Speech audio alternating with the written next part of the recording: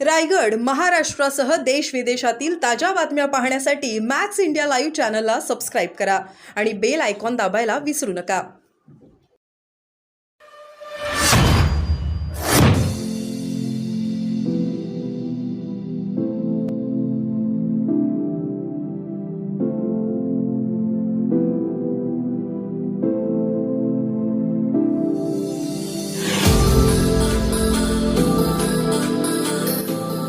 चर्चा नव्हती ती आता प्रत्यक्ष सुरू झाली आहे। कोणी कुठले का हे जे आपण आहे हे फक्त दोघांमध्ये चर्चा होती, देवेंद्रजी आणि शिंदे साहेब या दोघांमध्ये चर्चा होती। आम्ही कोण चर्चेला नव्हतो, आम्ही वेगळ्या ठिकाणी म्हणजे आतमध्येच बसलो होतो, पण वरती आमच्या आमदारांची थोडीशी चर्चा विनिमय होती।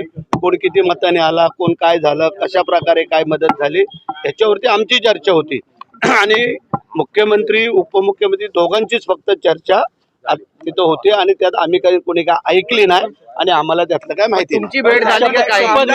जवळ आलेला आहे। साहेबांची भेट आमची सकाळी ठाण्याला झाली, परंतु ठाण्याला साहेब चेकअपला जात होते, त्यावेळेला तिथं भेट झाली, तब्येतीची विचारपूस केली आणि आम्ही तिथून निघून मंत्री आहे त्यांचा शपथविधी पहिल्याच शपथविधीत त्यांचाही शपथविधी घ्यावा, दोन टप्प्यामध्ये तो साहेबांना आमच्यातर्फे शिवसेना पक्षाच्या वतीने साहेब जो निर्णय घेतील तो आम्हाला सगळ्यांना मान्य आहे। गृहमंत्री पदासाठी शिवसेना आग्रही असल्याचं कळतं आहे, कसं पाहता याकडे आपण? हे बघा, मागायला काय हरकत आहे का? काय बसून ठरवतील ते आम्ही साहेबांना सर्वस्वी अधिकार साहेबांना दिलेले असल्यामुळे साहेब जे ठरवतील ते आम्हाला मान्य आहे, कारण आम्ही त्याच्यामध्ये कोणी इंटरफेअर करत नाही, करणार नाही, कारण साहेब जो निर्णय घेतील तो आम्हाला सगळ्यांना शिरसावत असेल।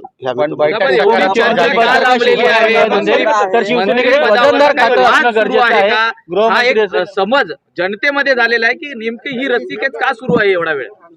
शिवसेनेच्या वतीने जे शिंदे साहेबांना जे काय सर्वस्वी अधिकार दिलेले आहेत, साहेब ठरवतील ते, आम्ही जे काय 60 आमदार आहोत ते आम्हाला मान्य आहे।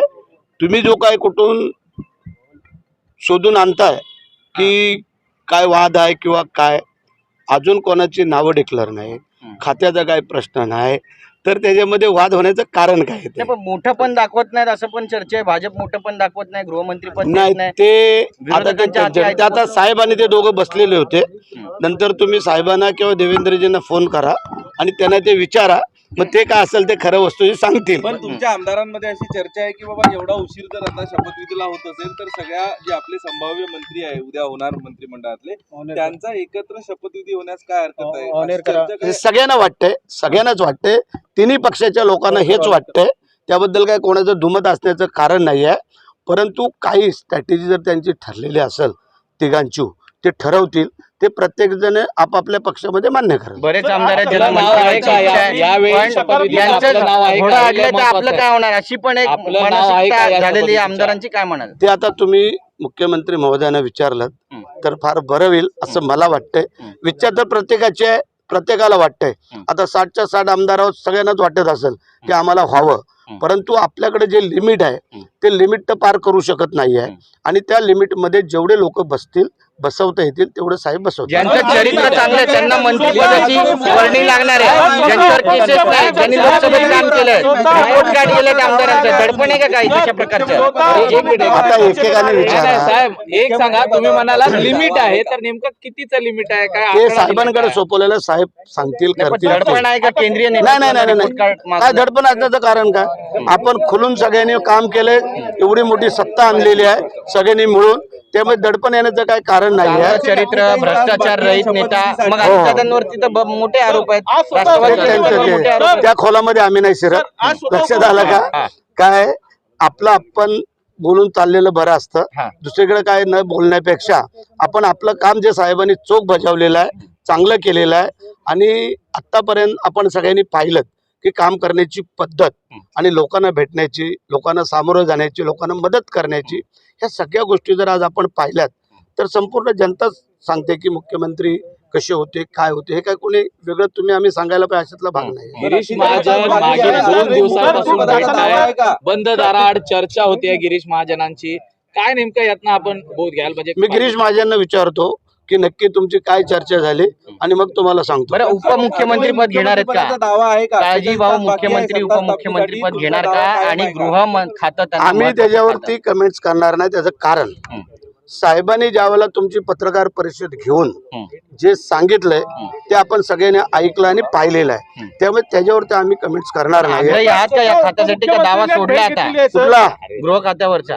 नाही, तो साहेबांनी मागितलेला आहे आणि त्याच्यावरती आता स्वतः देवेंद्रजी आणि ते बसले होते. साहेबांना आम्ही उद्या विचारू की बा नेमकं काय आहे, कसं काय आहे ते, आणि मग तुम्हाला कळवू. आता आम्ही त्याच्यावरती काय बोलू शकतो. गृह खात्याचं 1/2 होणार काय? म्हणजे एक खातं पण 2 मंत्री, म्हणजे अर्ध इथे अर्ध तिथे, जसं पीडब्ल्यूडी होतं. राज्यमंत्री असं मधला मार्ग आपल्याला मिळेल का? नाही. गृहमंत्री आम्ही आत्ताच काय तुम्हाला सांगत नाही आहे. जी वस्तुस्थिती आहे त्याला सामोरं जाणं आपलं गरजेचं आहे.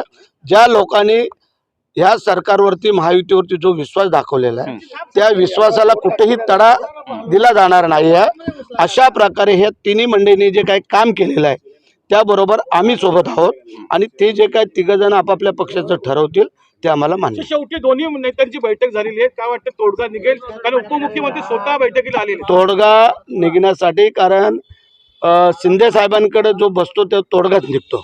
ते कधी अडथळा करत नाही, अडचण करत नाही. तास राहिलेले आहेत, जनता सगळं पाहते आहे. नेमकं घोडं अडलंय कुठे हा देखील जनतेला प्रश्न आहे. उद्या संध्याकाळपर्यंत तुम्हाला पिक्चर स्पष्ट होईल. स्पष्ट बहुमत आहे. उद्या संध्याकाळपर्यंत हा पिक्चर स्पष्ट होईल महाराष्ट्राचा.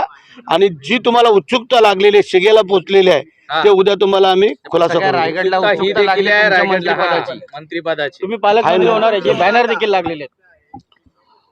जे लोकांच्या मनात आहे ते त्यांनी केलेलं आहे. आता आमच्या साहेबांच्या मनात येतील ते करतील, ते आम्ही स्वीकार. आणि तुमचा कोट पण बघायचा सगळ्यांना, तुमचा आवडता कोट. आता कोटावरती नको बोलू, कारण कोटावरनं तुम्ही वेगवेगळ्या त्याच्यावर कमेंट्स करताय. पण तुम्हाला आम्ही साधं सरळ उत्तर देत असतो नेहमी आणि तुम्हाला सामोरं पण जातो. आम्ही आडेवडे कधी घेत नाही. घेणार